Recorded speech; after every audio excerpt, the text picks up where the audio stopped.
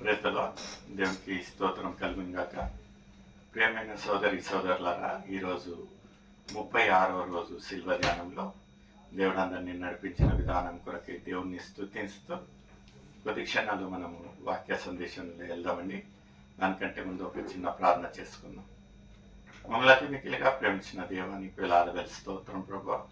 మీ యొక్క కృప, మీ యొక్క ప్రేమ ద్వారా ప్రభా మమ్మల్ని ప్రభా ఈ యొక్క 36వ రోజు శిల్వ ధ్యానం వరకు నడిపించిన బలపరిచిన విధానం కొరకే ప్రభా నీకు వేలాది స్తోత్రం. ఈరోజు 36వ రోజు శిల్వ ధ్యానంలో ప్రభా మీరే మమ్మల్ని నడిపిస్తారంటూ యేసయ్య పరిశుద్ధ నామమున అడిగి పెట్టుచున్నాను తండ్రి, ఆమేన్. Praise lord. ప్రియమైన సోదరులారా, నిన్నటి రోజున మనము ఎంత ఒక చక్కటి అంశము డిసొబీడియన్స్ ఆఫ్ డిసైపుల్ అంటే శిష్యులు గురుద్రోహం. ఈరోజు ఇంకా మనము పెయిన్ ఇన్ పేషెన్స్ అంటే హింసలో ఓర్పు అనే ఒక అంశం, ఎంత చక్కటి ఒక అంశం అండి. మత్తయి రాసిన సువార్త 26వ అధ్యాయము 47వ వచనం నుంచి 50వ వచనం వరకు మనము చదువుకొని ఈ యొక్క ధ్యానాన్ని ప్రారంభించుకుందామండి. ఆయన ఇంకను మాట్లాడుచుండగా 12 మందిలో ఒకడగు యూదా వచ్చెను.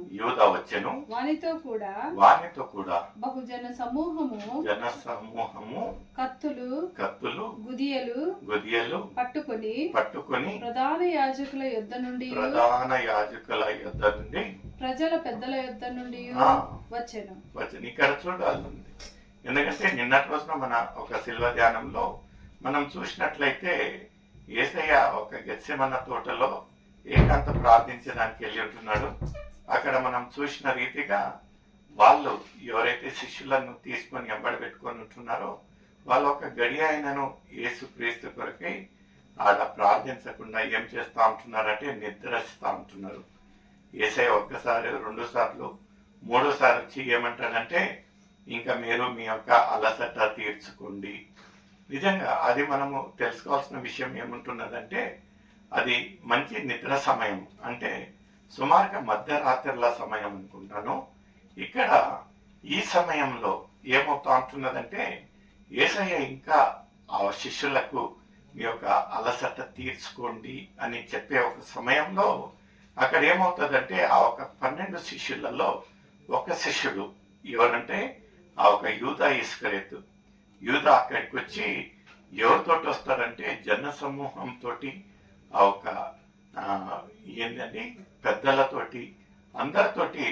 చూడండి, ఇప్పుడు మనం గమనించాల్సిన విషయం ఏముంటున్నదంటే యేసయ్య ఏమన్నా దొంగనా లేకపోతే ఏమన్నా ద్రోహినా? ఎందుకు అలాంటి ఒక సమయంలో యేసయ్య ఉదయం లేస్తే యేసయ్య దొరికేవాడు. ఏదో రీతిగా ఎక్కడో ఒక చోట వాక్యం చెప్తూ ఆయన వాక్యం పరిచయం చేస్తూ దొరికేవాడు. అయితే ఇక్కడ చూడండి ప్రియమైన సోదరుల, ఎవరైతే ఆయనతో ఉన్నాడో, ఎవరైతే దేవుని యొక్క గొప్పతనాన్ని, ఆయన యొక్క అద్భుతాలను చూశాడో, ఆయన మహిమను చూశాడో, ఆ 12 మందిలో ఒక శిష్యుడు ఎవరంటే యూదా పొంచు వేసి ఇక్కడ ఏం చేస్తా ఉంటున్నాడంటే యేసయ్యను పట్టివేనికి, అక్కడ వాళ్ళకు పట్టివేనికి ఇతను వచ్చినట్టు. చూడండి, ఎన్నో మార్లు మన ఒక ఆత్మీయ జీవితాలలో మనము యేసయ్య చేసిన మేలులు, ఆయన చేసిన అద్భుతాలు మన ఒక జీవిత కాలంలో అంతా తెలుసండి. అయినను కొన్ని విషయాలలో, కొన్ని సందర్భాలలో మనము యూదా ఇస్కరియోతు కంటే ఘోరంగా ప్రవర్తిస్తాం. నేను ఎవరిని విమర్శించటం లేదు. అయితే ఉన్న ఒక వాస్తవము, నిజంగా ఎన్నో మాటలు మనకు తెలుసు. యేసయ్య యొక్క బోధన, యేసయ్య యొక్క సిద్ధాంతాలు, యేసయ్య యొక్క ఆజ్ఞలు, ఆయన ప్రేమ స్వరూపి, ఆయన క్షమించే ఒక గుణము అన్ని మనం తెలిసినను ఆయనకు వ్యతిరేకంగా ప్రవర్తించినట్లయితే ఆయనను వ్యతిరేకం చేసినట్లే, ఆయన నుంచి దూరపరిచినట్లే. నిజంగా ప్రియమైన సోదరుడా, ఆ రోజు ఎవరైతే ఆయనతో తిరిగారో, ఎవరైతే ఆయనను అనుభవించారో, ఆయన మహిమను చూశారో, అలాంటి ఒక శిష్యుడు యూదా ఈయనను పట్టివేయనికి పొంచినట్టు ఇక్కడ మనం చూస్తాం. నిజంగా ఈరోజు నీకు నాకు ఒక ప్రశ్న. ఈ యొక్క 35 రోజుల శిల్వ ధ్యానాలలో మనము ఎంతవరకు దేవునికి సమీపంగా ఉంటున్నాం, ఎంతవరకు దేవుని యొక్క ప్రేమను రుచి చూసి ఉంటున్నాం, దేవుని యొక్క మహిమను మనం వీక్షించి ఉంటాం, ఒక సాక్ష్యంగా మనం ఉంటున్నామా, లేకపోతే యథావిధిగా యథాస్థితిగా మనము అసలు ఆయన ఎవరో అనేది తెలియనట్టుగా మన ఒక జీవితాలను సాగించుకున్నట్లయితే నిజంగా ఎంత ఘోరాతి ఘోరం. ఆ రోజు ఎవరైతే యేసయ్య ఆ ఒక యూదాను చూసి బాధపడి ఉంటున్నాడో, ఈరోజు మనల్ని నిన్ను నన్ను చూసి అదే రీతిగా బాధపడతాడు. ప్రియమైన సోదరులారా, ఎలా ఉంటున్నది? ముందు ఏముంటున్నది చదవండమ్మా.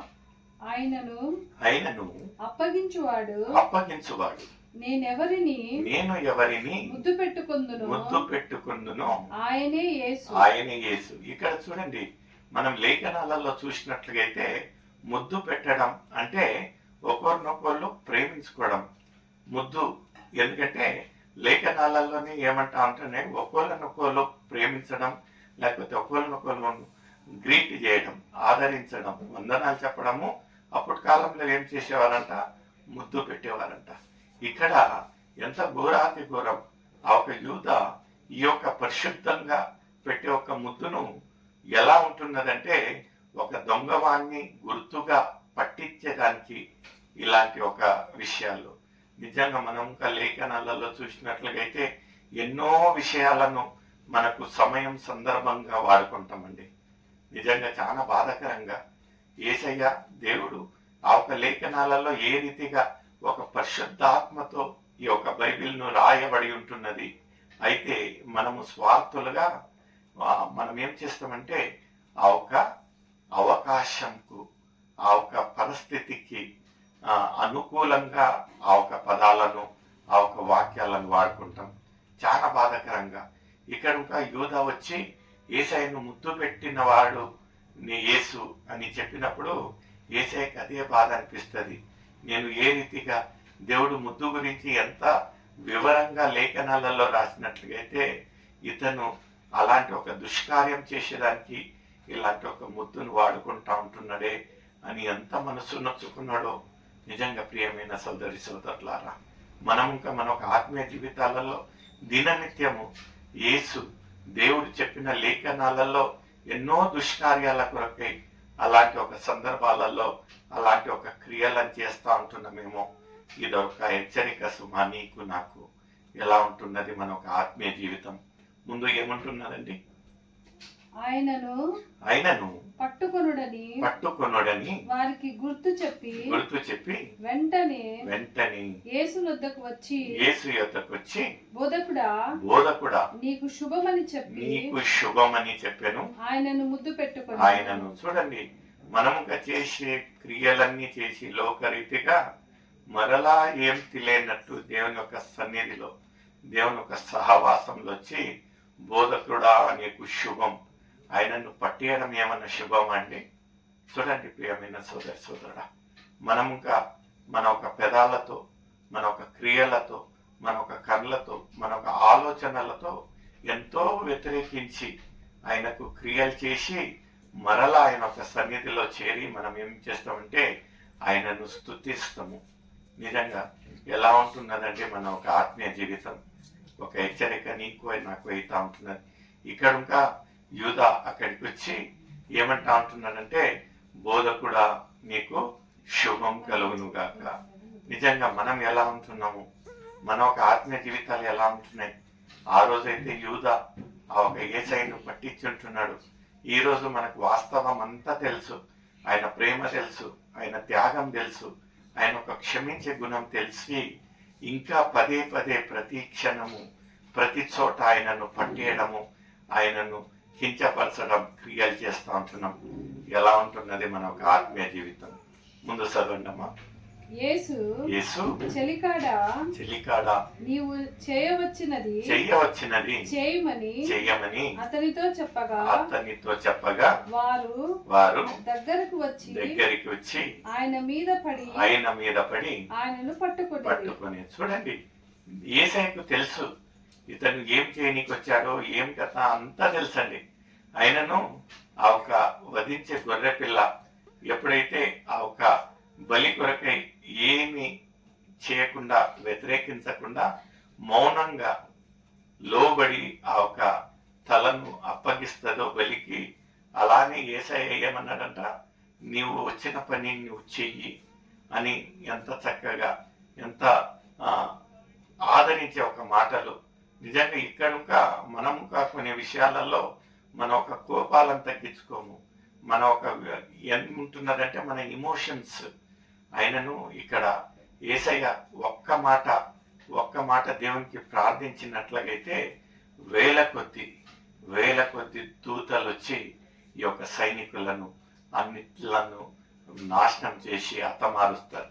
అయితే ఈయన ఒక సాత్వికమైన గుణం చూడండి, ఏమంటా అంటున్నాడంటే, చిలకాడా నువ్వు ఎందుకు వచ్చావో నీ యొక్క క్రియ చేయి, నీ యొక్క పని చేయని ఆయన అప్పగించి ఉంటున్నాడు.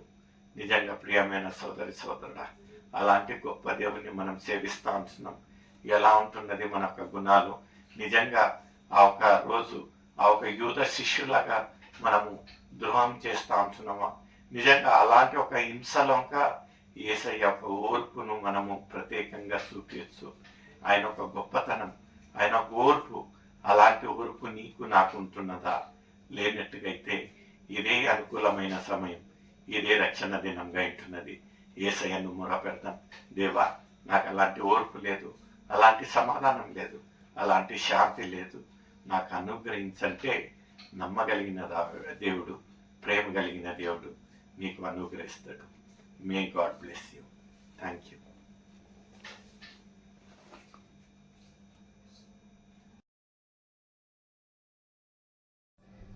Sing unto the Lord a new song, because the kingdom of heaven belongs to the kids.